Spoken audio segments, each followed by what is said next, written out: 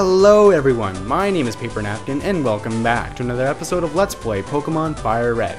In the last episode we went through Seafoam Island where we met up with Articuno, the legendary Pokemon. After an interesting fight we managed to take her down, but actually I don't think it's a her. No, legendary Pokemon don't have genders, that way you can't breed them and get multiple, yeah. So we defeated it, and then we made our way to Cinnabar Island. In between episodes, I leveled up my Pokemon just a little tiny bit, nothing too excessive. As you can see, Kane, Ricky, and Anode are now level 40, whereas Hope, Ghostbust, and Gosh are 35. No one learned any moves, and yeah, just a little bit of a stat boost that's going to make things in the next couple fights a lot easier and less risky. In this episode, we're going to do a little bit of stuff on Cinnabar Island. There is a gym leader here, so let's go check him out right now. Here's his gym, but unfortunately the door is locked. That's right, another Nintendo plot twist. But fortunately we don't have to do anything crazy like take down Team Rocket, we just have to find the key. And I happen to know that the key is here in this Pokemon Mansion. If you click on the sign, it says Cinnabar Island. I don't know why it says that, it probably should say Pokemon Mansion, but Nintendo's just trolling you. And as you can see, the Pokemon Mansion is kind of rubble-ish. It's been kind of torn down a little bit. There's a lot of interesting Pokemon here to catch. There are Grimers, Koffings, Weezings, Rattata, Raticates. If you're playing FireRed, there's Growlithe. If you're playing Leaf Green, there's Ponyta, and there's also Magmar, which is a pretty interesting Pokemon. I kind of wish I could get that in my game, but unfortunately not. So let's see what new Pokemon we're going to add to our team. And it is a Raticate, which is, yeah. I don't know if this is considered something I already have, because I had Fruit Loop, which was a Rattata. I'm just gonna ignore it. I don't want to Eradicate. That's kind of unfortunate. Kind of hoping to get a Koffing or a Grimer, just because honestly, I don't think I've ever used one before, because they're poison type, so they don't have a lot of strengths or weaknesses. But it would have been cool to have. And there's an item here, and we find an escape rope, which will be pretty useful later on if you don't have Dig. Spoilers. As you can see, there's these statues kind of scattered about on each level. They don't look like they're that important. Well, actually, they're very important. It's a statue. Why else would they put it in the middle of the ground? And if you click on it, there's a secret switch that you can activate. And what it does, not only does it turn on the little red eye lights, which makes it look really scary, what it does, it makes it so these like steel doors open and close for different areas. So it's pretty important to play around with those so you can get all the items in here. There are a lot of items, especially stat boosting items, so make sure you take the time to go through. I don't think there's anything down there, so we can move on. And yeah, hopefully I'll get them all. So I think we can go up here now. And actually let's go up one more floor, I think. Yeah, because there's only one little room. As you can see, there are a lot of trainers around. You don't have to fight them. A lot of them have fire-type Pokemon, a lot of them have, you know, Magnemites, a lot of them have Poison-type Pokemon, I think. Yeah, nothing too fancy. As you can see, there's these diaries around here. It talks about Mew and how it gave birth to Mewtwo. What actually happened is the scientists discovered Mew, and then they used the DNA from Mew to clone it, and that was called Mewtwo. And Mewtwo was like engineered to be the strongest Pokemon based off of Mew, which is the original Pokemon from which all other Pokemon kind of evolved from, or mutated from, I guess. The diaries don't make any sense if you read them in the way that you encounter them. They're kind of out of order, which is really kind of stupid. For those of you unfamiliar with Mew and Mewtwo, maybe, well, I highly recommend watching the first Pokemon movie, Mewtwo Strikes Back, which is kind of like the Star Wars name, which is pretty cool. It's a really good movie. It kind of explains a lot of detail about the story about Mew and Mewtwo, and how Mewtwo has got like a vengeance thing going on and wants to take over the world. And yeah, it was a really good movie. I remember watching that when I was like grade, I don't even know now, grade 5, grade 6. It was a long time ago. Wow, I'm old. Yeah, it was a good movie to go to too as well. They got you like all sorts of cool cards. Oh, I should probably go in there first. Like they had an Ancient Mew holographic card that they gave away. They had like all sorts of like movie exclusive cards. I had like this really cool Dragonite one. I really liked that one, it was cool. I think I still have them somewhere. I think I got 2 Ancient Mew cards because I went to the movie twice. So I opened one, and then I kept the other one in the plastic, and I thought, oh, it's going to be worth so much money later on. But in reality is, everyone that went to see the movie, which would have been like millions of people, they all got that card. So the value of it is probably like next to nothing. And yeah, it's funny how things like that seem like they're gonna be worth a lot of money, but in the end they don't turn out that way. I have like a Charizard from the first Pokemon card game, holographic, pretty good condition. It's not first edition though, and I have it like framed in between two pieces of acrylic, thinking that it was gonna be worth a lot of money. Like I remember when like it first came out, it'd be like $100 for the card, and it was like, oh wow, it's the card to have. But now, honestly, I think I looked online a little while ago, like 10, 15 bucks, if that, which is kind of sad. Because I probably, how did I get that card actually? I don't think I traded for it. Oh, I remember now. Oh, okay. So I had this friend, his name was Michael, and his mom would buy him whatever he wanted pretty much. So we got tons of Pokemon card booster packs, and he just happened to get like 2 Charizards one time, and I was really jealous. I was like telling him that I was jealous, and then he just straight up offered to give me one, and I was like, seriously? And he just gave it to me, and I felt kind of bad for taking it, but he insisted. So yeah, that's how I got my Charizard, and maybe that's why I put it in acrylic, just because it was a good memory. It was a good friend, and then we kind of lost touch over the years, which was unfortunate. Anyways, at this point, we have nowhere left to go but to jump down a floor. We have 2 choices, the red pill, blue pill. No, I'm just kidding. One of them, this one here, is dead end. Kind of makes you go back in a loop. So you want to go down this one. And yeah, this is the right one.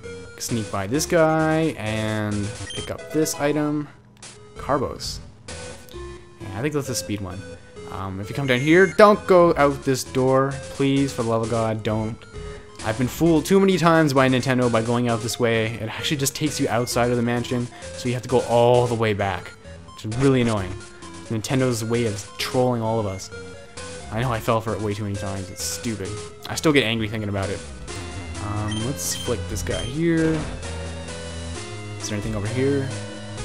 Oh, yep, yeah, there is. A full restore. Well, not too shabby. It's not worth using a repel though. Actually, repels are really cheap, and I have so much money at this point that it's ridiculous. I could probably just like stock up on 99 repels and still have lots of money left over. I might, oh my god, that was sneaky. Sneaky! He wasn't even on the screen and he saw me. Nintendo, what are you doing to me? Just trolling me all day in this place. Oh well, he won't be too much of a challenge. They never are. Even, like, I'm not afraid, I'm just using pain. They could use like a thunder shock and do some damage to me, but I'm faster, which is kind of surprising. But I guess I am higher level. Electro does scare me, so let's go into Ricky. I love Ricky. Ricky is just so clutch. I don't know how, but she survived like the most impossible of odds. Thinking like Sabrina's Alakazam, Articuno's freeze tactics, though I probably would have switched out. But yeah, she's been really good to me. And I hope she stays with me for the longest time. If I can make it to the end with her, I know we will. It'll be a good feeling. It'll be really rewarding.